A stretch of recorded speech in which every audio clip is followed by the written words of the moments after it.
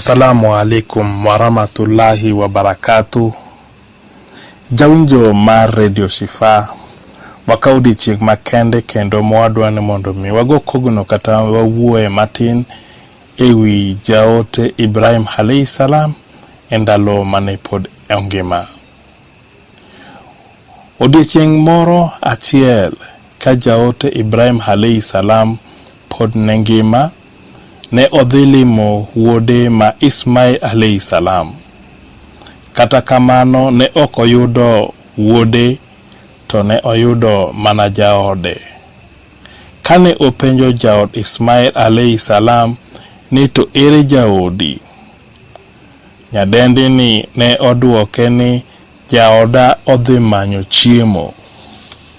Ibrahim A.S. ne openje ni to udhi nade e ot ka, kata odak nade. Jaod Ismail A.S. ne oduoke ni wan dhano to ngimawa e odni en chandruok lilo, ma odhi nyime kofulo kaka gisiko ka gisandore. Jaote Ibrahim A.S.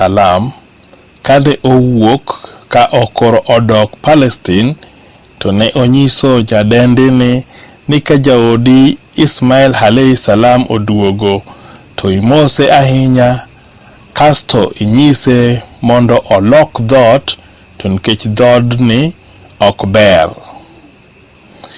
Bang' ndalo matin Ismail A.S. ne oduogo koa kuma ne odhiye, to ne ofwenyo ni nitiere wendo maduong' mane obiro kata otimo limbe e ode. Eka ne openjo jaode ni nitiere wendo mane olimowa. Nyadendi ne oyiene ni nitie wendo mane olimowa, ma opimo kata onyise kaka ne ochalo. Nyadendi ni ne odhi nyime ka pimo ni jaode ni wendo ni nopenjo kuma entiere, kata kamano ne opimo ne ni owuok odhi manyo yor chiemo. To mane ochako penjo ni to udak nade, udhi nade e od ka. Nyadendi nokopando kendo nonyise maler ni wadak kata ngimawa ne oduoke ni wan dhano to ok wan kod chandruok mosiko, ngimawa ok ber kata matin. Kasto Ismail A.S. ne openje ka bende ne owene ote moro amora. Nyadendi ni ne oduoke ni ne oweyo ote. Mokwongo ne owacho ni mondo amosi ahinya ka iduogo. Mar ariyo ne owacho ni mondo akoni kata nyisi mondo ilok dhodni, to nikech dhodni ok ber. Bang' winjo wechegi, Ismail A.S. ne onyiso nyadendi ni mano ne en wuonwa kata wuora kata babana, to nyisa ni mondo awei ariembi, kuom mano wuog idog kuom jonyuolni. Wachore ni Ismail A.S. ne okendo nyako kata dhako machielo, to bang' higa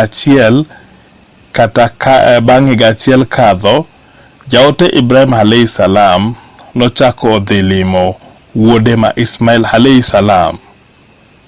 E wuodhe kata timo limbe bende ne ok oyudo Ismail A.S. Kata kamano ne oyudo jaode, to ne openje ni jaodi odhi kune kata odhi kanye. To ne oduoke ni jaoda owuok odhi kelo gik ma onego bed ni watiyo godo kata monego bed ni wabedo godo. Jaote Ismail A.S. ne en japeth, kendo ne en japeth. Ne ojadhiga safar kuonde mopogore opogore ka odhi timo tije mar petho. Kendo kane odhiga kuonde gogo, ne ojakao ndalo mang'eny ahinya kapok oduogo e pacho. Jaote Ibrahim A.S ne openjo nyadendi ni to udhi nade kae, ngimau chal nade? Nyadendi ne oduoke gi mor mogundho ka owacho kama: Alhamdulillah, aduoko ni Nyasaye erokamano.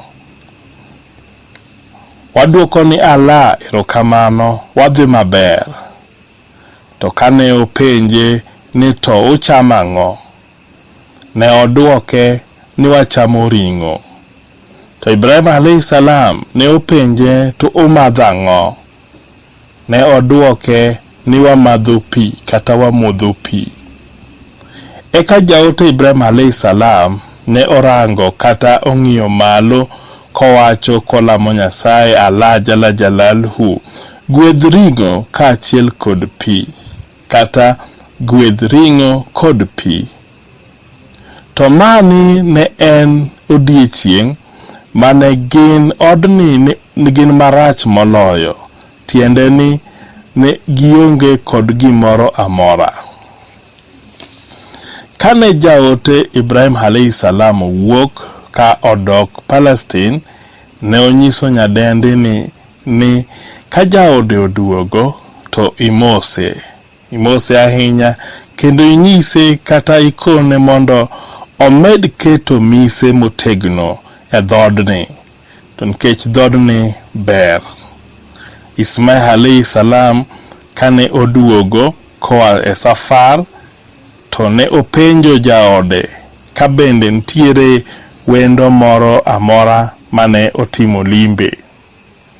Eka jaode ne onyise kata ne okone ni nitie jaduong' mane olimowa, to ne openjo kaka wadak, to ne akone kaka dhakone kata aduoke ni wadak e ngima, ne wadak e ng'wono mar Allah jala jalaluhu.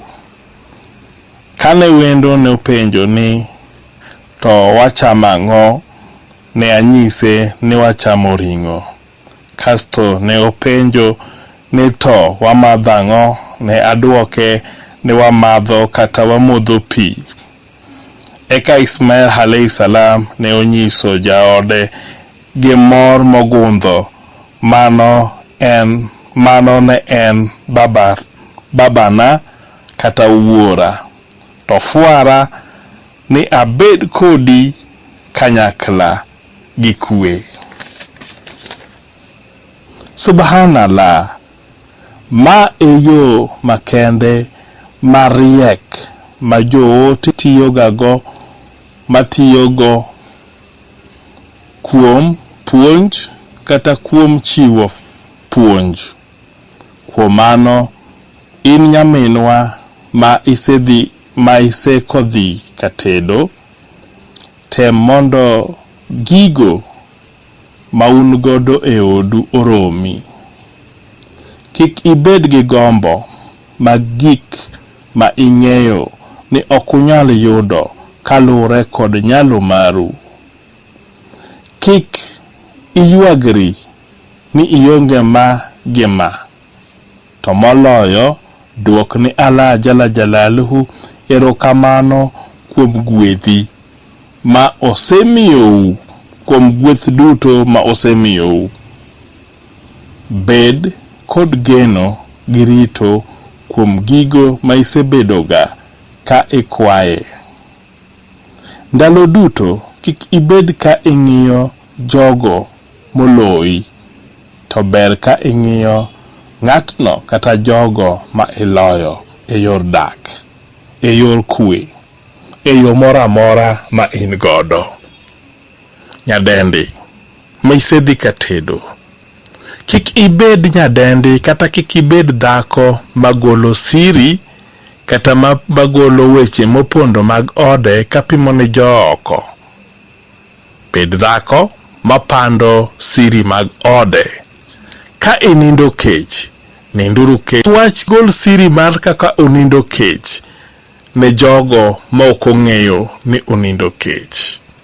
dak en law ywach. Bed gi kwe ka in gi jaodi, nind kech ka in gi jaodi, to kik itim lendo moko manono ma ok bi konyo. Kik ibed ng'ano malando ne jogo ma ok nyal konyi kata mbakani ka Radio Shifa pen puonj kod dongruok kanyakla. Mad Allah jala jalaluhu riti to rita jaka odiechieng' machielo ka mwabo yudo puonj mopogore opogore. Med winjo Radio Shifa pen puonj kod dongruok kanyakla.